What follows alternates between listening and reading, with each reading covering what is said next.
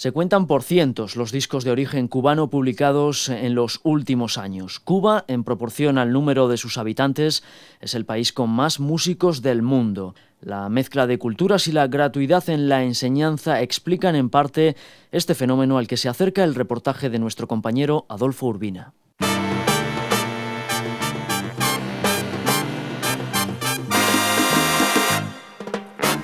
Yo creo que para nosotros los cubanos la música es un espejo. Yo creo que si tú ves la gente por la calle o incluso en las casas y no hay música, de alguna manera la gente ya está como bailando. Es decir, la gestualidad del cubano, la manera de conversar, de alguna manera adelanta los tonos, los colores, la propia ritmática de toda la música del país. Digamos que uno tiene pues las olivas en su agüita, en la sardina, en el aceite. Bueno, pues la mejor manera en que el cubano está, incluso esté en su país o no esté en su país, es con su música. Es la voz del musicólogo cubano Vladimir Zamora. La música es parte de la idiosincrasia cubana. Está en el tumbao, en la cadencia de la gente al caminar, en la forma de decir, en el acento de las palabras.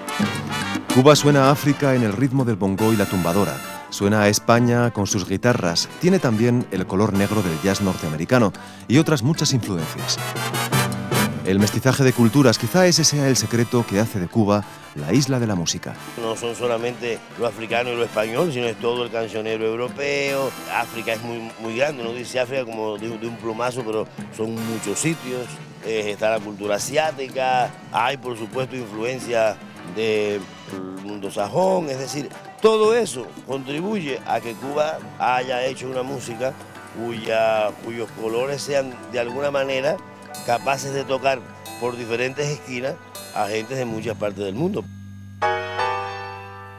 Durante casi 5 siglos, cientos de miles de negros fueron arrancados de sus tierras africanas para ser esclavizados en Cuba.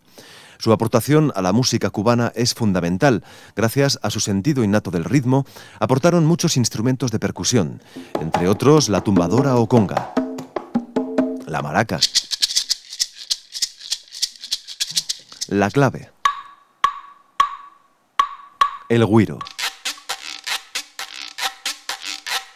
la paila, los timbales, la campana, el bongo.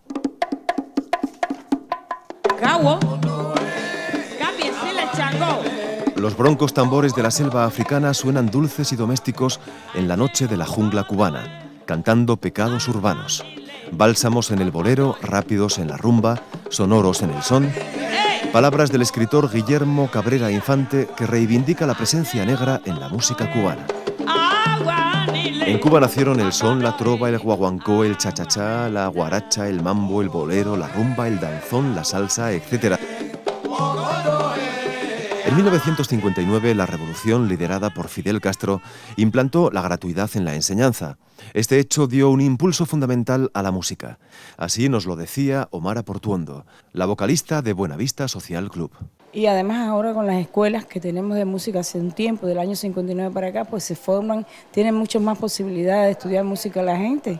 Fíjate que cuando yo era niña quise estudiar y no pude porque no tenía dinero para ir a las escuelas, pero ahora hay muchas posibilidades. Como decía Omara, la mayor parte de los músicos cubanos del 59 para acá han pasado por un conservatorio, lo que les ha dado una gran formación técnica.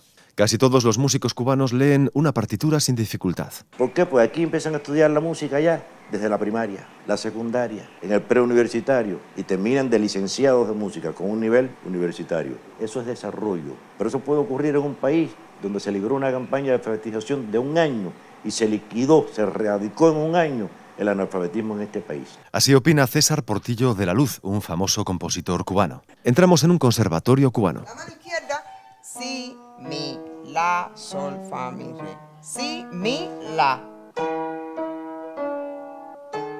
No, la con la. Además, mira, tienes una cosa que te ayuda. Cuando llegas a este compás, es la con la. La en ambas manos. Por la mano izquierda anduviste bien. Claro que no es oro todo lo que reluce. Para acceder a la educación universitaria, los alumnos deben someterse a la llamada entrevista política, como nos comenta esta profesora de música ya jubilada. Una de las pruebas de acceso a la universidad es la prueba política, ¿no? O sea, la entrevista política. ¿Eso en qué consiste exactamente? Bueno, ahí le preguntan los eventos que ha habido en el país. Sí, acontecimientos políticos en la historia, sí, cómo no. Y el que no apruebe esa entrevista no puede pasar a la universidad, porque la historia es fundamental. Claro que hay alumnos que se caen, porque a lo mejor no enfocan las cosas en la debida forma, pero hay otros que no, porque en realidad eso y lo que estamos viviendo, eso lo sabemos nosotros, los acontecimientos pasados y los actuales, y las diferencias que hay en cuanto a la sociedad, ¿no? Las facilidades que hay ahora, que no hay discriminación, que hay acceso a todo el mundo. En cuanto a esa prueba de tipo político, ¿hace falta ser militante del Partido Comunista para superar la prueba? No hace falta ser militante ni nada para superar esa prueba. Incluso no hace falta ni pertenecer a la juventud. No, eso es más tarde cuando ya estén en la universidad. Para superar ese escollo llamado entrevista política, los futuros universitarios deben demostrar su apoyo incondicional al régimen. Se trata de decir a los examinadores lo que estos quieren oír. La educación gratuita, un logro indiscutible de la revolución, difícil de mantener en el futuro, como nos comenta el cantautor Pedro Luis Ferrer. Eso es incuestionable, porque Cuba se pudo dar el lujo de crear un sistema de enseñanza artística envidiable, indudablemente, y sobre todo en una época, en la época de relación con el campo socialista, aquí llegaba mucho dinero que permitía hacer esos planes. Quizás si esas cosas hubiéramos tenido que hacerlas nosotros, con nuestros propios recursos, no tendríamos ni tantos médicos ni tantos músicos, pero de alguna manera fue el resultado de una relación económica que ya no existe. Ahora nosotros tenemos que hacer la economía nuestros proyectos. Hizo una guaracha ahora que termina el coro diciendo que aquel proyecto bonito demanda replanteamiento. El coro dice que aquel proyecto bonito necesita financiamiento. Eso forma parte de excelentes ideales y que nos llena de alegría a todos. Para mantenerlo no va a ser fácil, porque esas escuelas cuestan mucho dinero. El pop, el rock, el rap son movimientos casi marginales en la isla. El poder los permite, pero no los alienta ni protege. En la radio y televisión cubanas los rockeros apenas aparecen. Quizá Fidel los considera potencialmente subversivos y antirrevolucionarios. Cuba, orichazo de La Habana.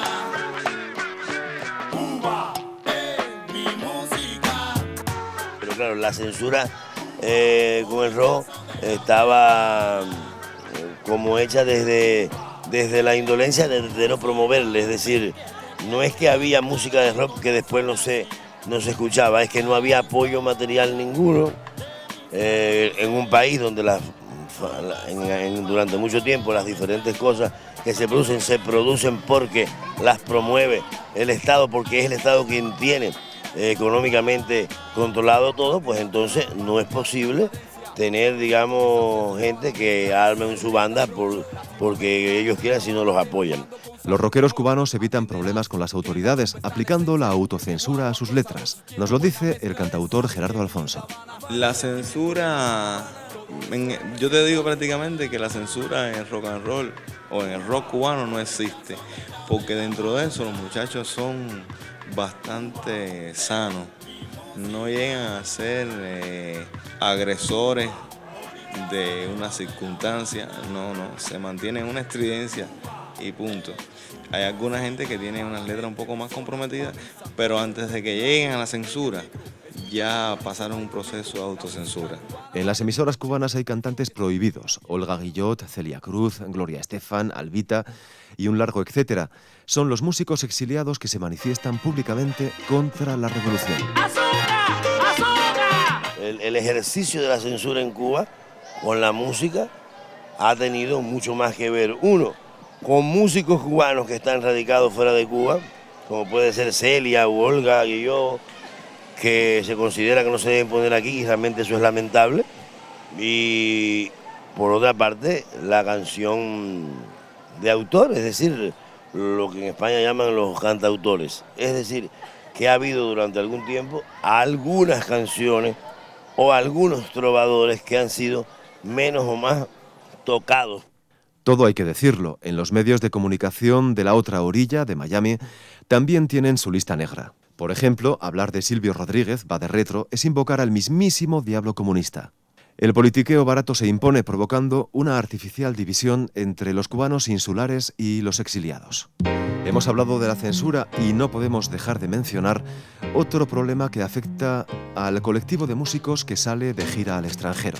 El régimen considera que quien sale de la isla está expuesto a la contaminación capitalista, de modo que incluye entre los músicos a un agente de la seguridad del Estado, los conocidos coloquialmente como segurosos, cuya misión consiste en informar al gobierno sobre los movimientos y actitudes de los artistas en el extranjero. Muchas veces el agente de seguridad está infiltrado en la orquesta. Nadie sabe a ciencia cierta quién es, pero se sabe que está, que escucha siempre. Esto es causa de frecuentes recelos y desconfianza entre los músicos. Estamos en los estudios de EGREN, la histórica discográfica nacional de Cuba, donde nos encontramos con Ibrahim Ferrer, uno de los cantantes más singulares de la isla. El productor inglés Ray Cooder y el cineasta Wim Wenders lo rescataron del olvido y lo convirtieron en una figura mundial dentro del grupo Buenavista Social Club. Ibrahim, ya jubilado, se dedicaba a limpiar zapatos en la calle para pagar sus vicios. Pasó de limpiabotas a recorrer el mundo junto a Compay Segundo, Omar Aportuondo, Rubén González, Cachaíto y otras viejas glorias cubanas casi olvidadas. Yo estaba limpiando, quiero que se sepa, que yo que estaba limpiando zapatos no era por necesidad, eso porque yo por lo menos estoy en la jubilación, que le agradezco mucho a nuestra revolución, porque anteriormente el músico pagaba sindicato y nunca podía con todo el mundo, hasta el limpiabotas, cobraba jubilación. El único que no cobraba jubilación era el músico y pagaba sindicato.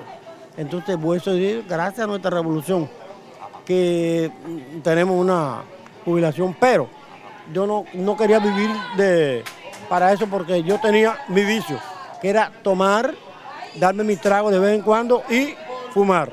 Entonces yo eso lo cogía, limpiar zapatos, a mí me gustaba para tener mi sostén de cigarro, pero no era por necesidad, porque no tenía necesidad. Así canta Ibrahim Ferrer. Herido de sombra, por tu ausencia estoy, solo la penumbra me acompaña hoy.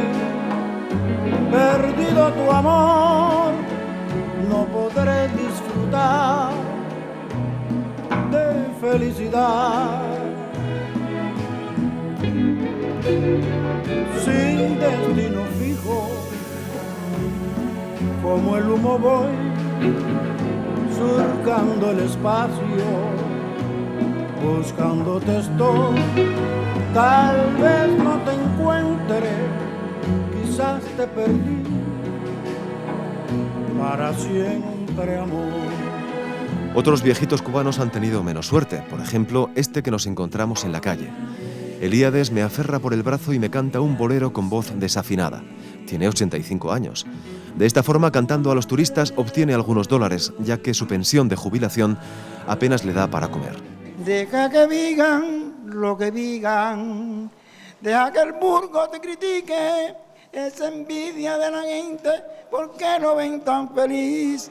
Deja que digan lo que digan, si nuestro amor es divino, si tus ojos son mis ojos, si tus labios son mis labios, y si tu alma es mi alma, esa es la obra de Dios. Elíades canta y se queja del acoso policial. En verdad, La Habana está tomada por la policía. El control es total. La policía aquí de madre, la policía está que yo estaba cantando por ahí y me ven y dicen, no puedes cantar, tienes que irte, aquí no puedes estar. ¿No le dejan cantar en la calle? No dejan vivir a nadie, que no dejan vivir a nadie. Muchos músicos profesionales sobreviven cantando en los locales turísticos. Los músicos en Cuba, en este momento, Adolfo, que tienen un mínimo de posibilidades de ser escuchables, se están escuchando.